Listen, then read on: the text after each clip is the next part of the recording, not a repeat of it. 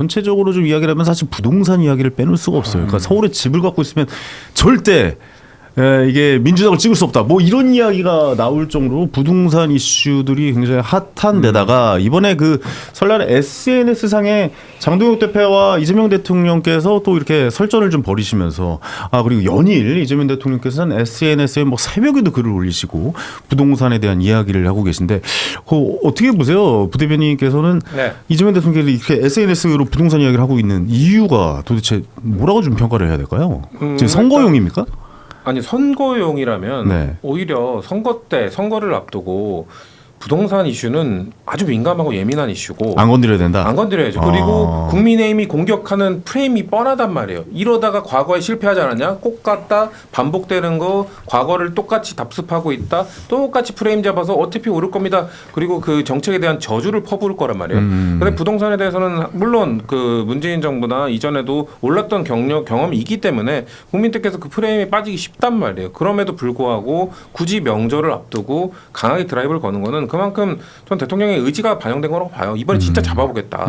과거에 했던 방식 무조건 규제하고 뭔가 세금 팍팍 올리고 이런 방식이 아니라 일단 자본의 흐름을 주식시장으로 좀 옮기고 그리고 좀 다른 접근법으로 최대한 그 과거에 일단 인간의 그 국민들의 자산 봉식에 대한 본성 그런 자산 증식을 하고 싶어하는 본성은 인정하되 그것을 어떻게 돌릴지에 대한 본인의 생각을 갖고 한번 펼쳐보겠다는 의지를 좀 보여준 거라고 생각하기 때문에 네. 저는 대통령께서 좀 잡아줬으면 좋겠어요. 그리고 이번에 명절 때 저도 막 주변 사람 많이 만나고 다닐 때 얘기를 들어보면 이번엔 좀 잡아줬으면 좋겠다. 이번엔 좀 잡아야지라는 얘기를 네. 많이 들었거든요.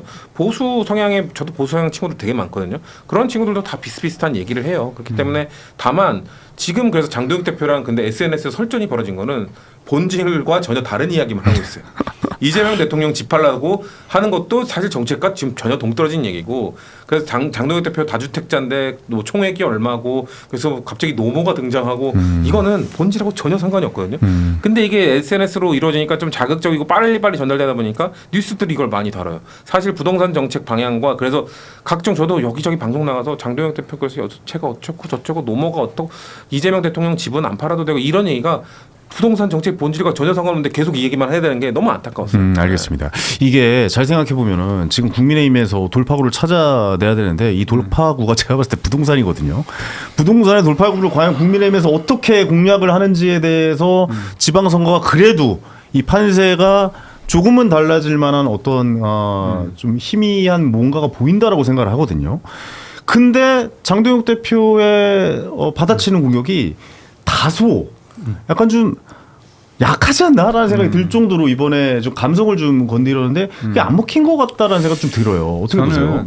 우선적으로 저는 선거 때 가장 경계해야 될 게 오만입니다. 이재명 대통령이 지금 굉장히 지나친 자신감에 있다. SNS에서 이렇게 좀 많이 말씀하시는 그렇죠. 거는 정부를 이기는 시장 없다. 시장을 이기는 정부 없다 했을 때 시장을 이기는 정부는 있을 수 있습니다. 문재인 정부도 이겼었어요. 시장은 계속 이겨왔죠. 잠시. 네. 정부가 시장을 잠시 몇 개월은 이깁니다. 근데 그 이후에 역반응이 나잖아요. 저는 민주당이 자꾸 국민의힘의 의견을 저주를 내린다고 얘기하는 게 아니라 노무현 정부 때 종부세, 문재인 정부 때 다주택자 중과세 했잖아요. 네. 그래서 어떻게 됐습니까? 더 뛰었습니다. 공급이 최선인데 공급이 힘들으니까 이거에 대해서 어떻게 하느냐? 수요를 분질러 틀기 위해서 세금을 때렸습니다. 그래서 결과가 안 좋았잖아요. 안 좋았죠. 심지어 예. 이재명 대통령께서는 지난해 5월에 강남 고속버스 터미널에서 민주당 정부 들어 부동산이 올랐다 시인하시면서 난 다르게 하겠다 했습니다. 세금으로 집값 잡지 않는다고 본인이 얘기했어요. 그렇다면 지금 세금으로 집값 잡고 있는 거 맞잖아요. 그렇다면 본인이 잘못을 인정해야 되는데 최근에 SNS에 저는 글 보면서 좀 무서운 생각이 드는 게 SBS 기사를 올렸습니다. 뭐냐면 다주택자 팔라 날 세우더니 점점점 강요하냐. 이렇게 했는데 이걸 좌표를 찍으면서 뭐라고 얘기했냐. 왜곡 조작 보도를 일삼으면서 부동산 투기 세력과 결탁해 그들의 입장을 옹호한다. 이렇게 얘기했습니다. SBS 제가 클릭해서 들어갔거든요. 제목 바뀌었습니다. 제가 기자를 했잖아요. 대통령이 이거 제목 웬만하면 잘 안 바꿔주잖아요. 알아서 바꾸는 거죠. 알아서 바꾸는 거죠. 이게 되게 무서운 행위예요. 그래서 윤석열 정부 때도 많이 바꿨습니다. 기자분이 계시네요. 많이 윤석열 바꿨습니까? 정부 때는 이렇게 공개적으로 안 하죠. 공개적으로 안 하고 이제 전화로 많이 아니, 하셨습니다. 그러니까 제가 드리고 싶은 말은 뭐냐면 이거는 대통령이 자기하고 입장이 다른 사람을 적폐로 모는 겁니다. 네. 이게 되는 게 아니거든요. 그러면 제가 왜 오만이라고 얘기를 하냐면 대통령이 어떤 정책을 할 때 참모들과 해서 다 이유가 있습니다. 정책이 실패하고 성공하는 이유가 있는데 그게 아니라 자기가 밤새 한 거 올린 겁니다. 그러면 국토부나 관련된 뭐 금융이나 여러 가지 관련된 부서에서 대통령이 방향을 설정했는데 조율이 될까요? 아닙니다. 그래서 저는 이런 지나친 오만이 문제고 또 하나 지방선거에 있어서 2022년 대선에 중요한 거는 서울에서 전체에서 20만 표로 졌거든요. 0.73%포인트. 서울에서 30만 표로 졌습니다. 네네. 그래서 그때 종부세 벨트, 한강 벨트에서 졌다고 얘기를 해서 맞아요. 그때 이재명 후보가 절대 문재인 정부하고 선을 팍 그면서 세금으로 안 잡겠다고 그때도 계속 얘기했습니다. 그러면 거짓말을 한 거잖아요. 본인의 진심은 뭡니까? 세금으로 때려잡는 게 맞다는 거잖아요. 근데 아직까지는 종부세가 발표되진 않아서 세금을 건든다라고 건들 것이다라고 예상을 하는데. 아니 근데 그러니까 저는 예를 들면 그게 다주택자 양도세 중과 유예를 세금 그 중과를 유예하지 않기로 했다라는 거를 이제 세금 제도를 건드렸다라고 그거 보기 어떻게 조금 어렵. 그러니까 대통령 시행령만 바꿔도 바뀌는 네, 거기 때문에. 그거는 아니, 그런 아직까지는 얘기가 있긴 조금 이게 하죠. 뭐냐면 예. 기본적으로 세법을 바꾸지 않아도 공정가액 그 비율을 현실화하면서 올리고 있습니다. 올립니다. 공정시장가율은 아직 안 올리고 있긴 해요. 네, 올리는 만약 게 올리면 흐름이죠. 이제 그때 이제 세금 건드리는 거죠. 그리고 또 하나 제가 말씀드리는 게 이미 정부가 이렇게 액션을 함으로써 지나치게 부동산이 올랐습니다. 부작용으로. 그럼 평상시 내던 보유세가 올라가는 거예요. 종부세도 올라가고 재산세도 오르는 겁니다. 결과론적으로 서울에 있었을 때 특정 지역만 오르다는 거를 풍선 효과로 서울 다 오르죠. 경기도도 오릅니다. 그러니까 대통령이 정책을 함으로써 계속 오르게 만든다는 게 이게 문제인 거죠. 아니 세율을 올리지 않았는데 집값이 올라가서 보유세가 올라갔으니 세금을 올린 거라는 논리는 무슨 논리 아니죠? 아니, 그러니까 제 말은 세금 올렸다는 논리는 일단 지금 쓰시면 안 되는 논리예요. 아니 제가 말씀은 수요와 공급에 있어서 자연스럽게 될 걸 인위적으로 개입을 해서 지나치게 아니 제가 집주인인데 저는 가만히 있는데 정부 정책이 부작용으로 인해서 집값이 오릅니다. 공시지가가 오릅니다. 그럼 제가 다 내야 되는 거잖아요. 그럼 이건 잘못된 정책이죠. 근데 이게 지금 대변인님께서 말씀하신 게 좀 공감해요. 네. 이게 부동산을 이렇게 건드리는 거는 사실 이거 뭐 국민들한테 이런 메시지를 낸다는 게 이게 좀 불편해질 수도 있는 거고 여태까지 굉장히 실패를 했고 뭐 시장이 뭐 정부가 시장이 정부를 이길 수 없다 뭐 이런 얘기를 하는 건 여태까지 계속 시장이 이겨왔고 아니 시장이 못 이기면 그 정부가 왜 그동안 졌어요 다 그러면 그때 이겼어야죠 이미 이렇게 절박하게 했었다면은 근데 여태까지는 져놓고 이렇게 얘기하는 게 좀 앞뒤가 안 맞는 거 아닌가라는 생각과도 동일해요. 근데 그렇다면 장동혁 대표의 맞받아 치는 게 좀 어느 정도 좀 합리적이고 이해가 가는 말로 나와야 되거든요. 뭐 예를 들어서 좀 6주택 뭐 다주택 이렇게 싸우면 무조건 지는 싸움이거든요. 이거는 1주택 이게 뭐 금액이 어떻든 간에 대중들은 그렇게 생각을 안 하잖아요. 1주택과 6주택 이하에서 여기 부딪히면은 그 제가 봤을 때 6주택 중에 한 2주택 정도는 지분 정리할 수 있거든요. 근데 그것도 안 하고 그렇게 계속 부딪히니까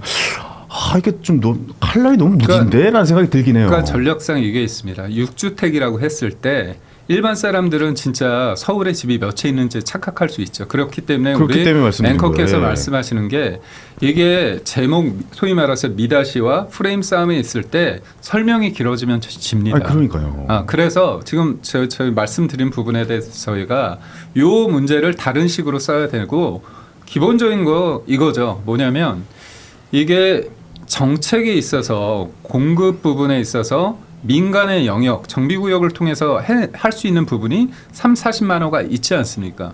근데 이번에 대출 규제로 인해서 2주비 대출이 나오지 않아서 지금 원활하게 돌지 않습니다. 그렇다면 민간의 영역 부분에 대해서 인정을 해달라. 이걸 저희가 계속 주장하고 있고 또 하나는 문재인 정부와 박원순 그 조합이 실질적으로 그때 박원순 시장이 정비구역 398개인가요? 그거를 해제를 했습니다. 그때 나왔을 때 물량이 한 2-30만 가구가 되거든요.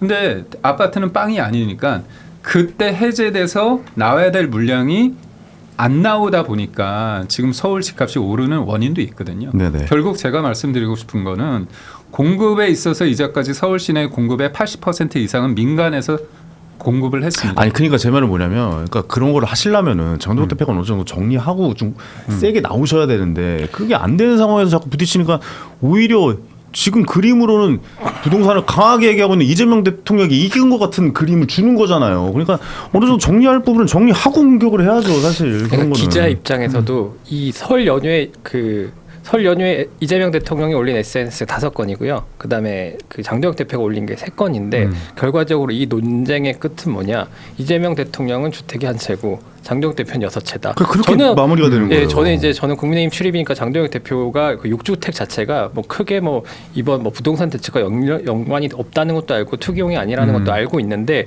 오히려 저는 이재명 대통령이 그걸 의도했다라고 봐요. 다주택자 프레임을 야당 대표가 다주택자이기 때문에 본인이 다주택에 대해서 갖고 있는 생각을 펼치기가 훨씬 더 쉬웠다는 거고 또 하나는 거기에 대해서 장동혁 대표가 많이 아쉬웠던 게 뭐냐면은 오늘 최고위에서 이런 말씀을 하셨어요. 제가 에세이 썼고 3건 썼다고 말씀드렸잖아요. 최고위원회에서 장동혁 대표가 저는 연휴 기간 대통령이 SNS로 주신 질문에 답변을 하느라 차례도 못 지내고 과로사를 할 뻔했다. 이렇게 말씀 주셨단 말이에요. 그러면은 기자들이 이걸 봤을 때 SNS 3건 올리는 것 때문에 차례도 못 지냈고 과로사 할 뻔했다라고 얘기를 한다면은 그거는 이제 쉽게 이제 와닿는 메시지는 아닌 거잖아요. 살짝 친 거죠. 진지하게 쓴 건 아니에요. 한 시간에 3개를 올렸으면 모르겠는데 총 3개 갖고 그렇게 좋은 소리 하시면 그러니까 이제 그런 거 자체가 이제 저기에서는 되게 자극적인 메시지 6채를 갖고 공격을 해오는데 그러니까요. 거기에 대해서 이제 받아친 거는 부동산 한 채인데 그건 50억짜리 아니냐. 근데 한 채잖아요. 그거 왜 안 파냐라고 얘기하면은 싸움이 안 되는 거예요. 싸우라는 제가 거죠. 30초만 얘기해도 될까요? 30분 얘기하셔도 되니까 명확하게 좀 얘기해 아니 주세요. 그거죠. 어떻게 보면 제가 아무리 길게 설명해도 저희가 그 한 채인 사람은 문제가 없습니다. 근데 문재인 정부 때 다주택자를 악마하고 이재명 정부 들어서 어떻게 했습니까? 전세 끼고 사는 것도 갭 투자라고 하면서 나쁜 놈이라면서요. 그리고 대출 일으킨 것도 힘들게 만들었잖아요. 심지어 이재명 대통령께서 거주하지 않는 1주택자도 차별해서 불이익을 줘야 된다고 얘기했습니다. 그렇다면 이재명 대통령은 2022년도에 분당에 사시다가 개항으로 왔을 때 집을 팔지 않고 그때 왔어요. 그때 뭐라고 했냐면 본인이 팔겠다고 했거든요. 그래서 이 문제가 불거진 거고 왜냐 1주택자는 팔 필요도 없는데 본인이 거주하지 않는 집에 대해서 그렇게 불이익을 줘야 됐기 때문에 그 본인이 한 말에 대해서 책임을 져라. 그렇게 얘기를 아니 그러니까 한 겁니다. 이 말씀이 다 맞아요. 맞아요. 근데 이렇게 길게 설명을 해야 되니까. 아니 근데 이거 다 알아요. 아니, 다 길게 설명해도 별로예요. 별로 설득력이 없어요. 길게 설명해가지고 그래서 사람들이 국민들이 느꼈을 때 그러네 22년에 개항 가놓고 안 팔았네 나빴네라고 생각할까요? 아니요. 오히려 길게 설명하면서 드러난 거는 그거 이거 타격감이 없잖아. 분당 집에서 이재명 아니에요. 대통령이 일반 사람들은 타격감이 아니요. 이재명 있습니다. 대통령이 거기서 20년 이상 산 집 그래 야 대통령 끝나고 나면 20년 이상 산 집 동네로 돌아가고 싶겠지. 야 그리고 갭 투자하려고 대통령 됐나? 아니잖아요. 그리고 개항에서 만약에 윤석열 대통령이 저 계엄을 안 했으면 개항에서 4년하고 몇 년을 살았을지 모릅니다. 그러면은 아마 팔기 전까지 국민의힘이 판대매 하면서 팔게 만들었을 수도 있어요. 근데 정말 2년 좀 넘은 다음에 갑자기 계엄하고 탄핵되고 하면서 대통령이 돼버렸잖아요. 자 그러면 2년 그 기간에 대한 비판은 있을 수 있습니다만 대통령이 된 이후에 난 저기로 돌아가고 싶어라고 하는 거에 대해서는 사람들이 그래 20년 넘게 사는 곳 가고 싶겠지. 거기 예능 촬영도 했던 곳인데 그렇겠지라고 생각할걸요. 6주택은 저는 6주택 갖고 공격하는 거는 그렇게 별로 의미가 없다고 말한 게 거기는 세금 부과되는 그것도 아니에요. 그리고 뭐 5분의 1, 10분의 1 지분인 것도 세금 부과 할 수도 없는 거. 그러니까 사실 그 프레임 자체가 여기서 국민의힘이 먼저 여기에 대해서 억지 공격을 했기 때문에 억지 공격끼리 공방을 오가도 사람들이 국민들이 느낄 때는 뭐 하는 거지? 저게 우리 지금 그래서 주택 문제랑 동떨어진 이야기들.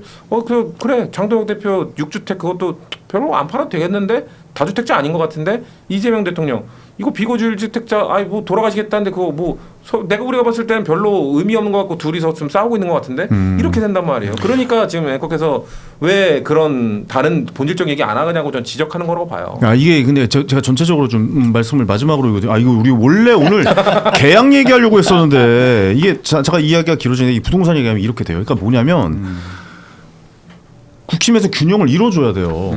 국힘에서 제대로 뭔가 칼을 갈아서 붙을 때 이런 밥상이 차려지면 이거 가서 먹어야 된단 말이에요. 근데 이게 자꾸 못 드시니까 그러니까 자꾸 그 6주택 같은 경우는 정리할 수 있는 부분이에요. 정리할 수 있어서 나한테 완전히 내가 칼을 갈 수 있는 그 기회인데 그걸 자꾸 칼을 갈다가 무딘 칼로 자꾸 찌르려고 그냥 안 찔리죠. 타격감이 아예 없잖아요, 민주당이. 그러니까 국힘에서 힘을 내주셔야 되는 건 맞아요. 그래서 이거를 어느 정도 균형감을 맞춰서 저는 한쪽이 일방적으로 우세한 거 정말 싫어합니다. 양쪽의 균형을 이루어 주셔야 되는데 이게 지금 너무 일방적으로 가고 있다는 생각이 들어서 어제 그 지점들을 한번 네. 좀 말씀을 드려본 겁니다. 앵커의 답답함이 많이 느껴집니다. 할 말이 시사 엄청 많으신 것 덕후로서의 같아요. 시사 덕후로서의 한 말씀 드려봅니다. 할 말이 엄청 많으신 것 짧게 같아요. 이번에 저도 만난 그 보수 제 주변에 절대 제가 민주당에 있어도 민주당 안 찍어주는 애들이 있거든요. 근데 그런 애들이 하는 얘기가 뭐냐면 그런 애들도 야 그래도 균형을 위해서 무조건 보수 찍어야지라는 애들도 그래왔던 애들도 장도혁 지도부는 이번엔 진짜 야 더 망해야 돼라고 하는 사람들이 많았어요. 그거 진짜 뼈저리게 느껴야 돼요. 알겠습니다. 논리로서 말씀을 하셔야 되는데 노모의 말씀을 네. 인용해갖고 쿠팡인지 호빵인지 뭐 그게 핫하다더라 막 이런 말씀을 옮기면은 기자들이 쓰는 입장에서도 되게 허탈합니다. 그 약간 설날 맞아서 좀 가볍게 쓰시려고 일부러 그렇게 쓰신 거예요? 웃기려고? 일부러 좀 약간 그렇게 하신 장동혁 거예요? 대표가 너무 다큐보다는 네. 약간 조금 좀 이렇게 유하게 할 가시려고? 그런 면이 있는 근데 것 같아요. 사석에서 진짜 개그감 높으신 분으로 알고 아, 있거든요. 저도 알고 진짜 알고 재밌는 있어요. 분이라고 원래 네. 충청도 개그맨 출신 개그맨 많죠. 많잖아요. 호흡이 원래 재밌어요. 원래 되게 웃긴 분이라 개그 욕심을 꾹꾹 누르고 계실 거예요. 매기는 겁니까?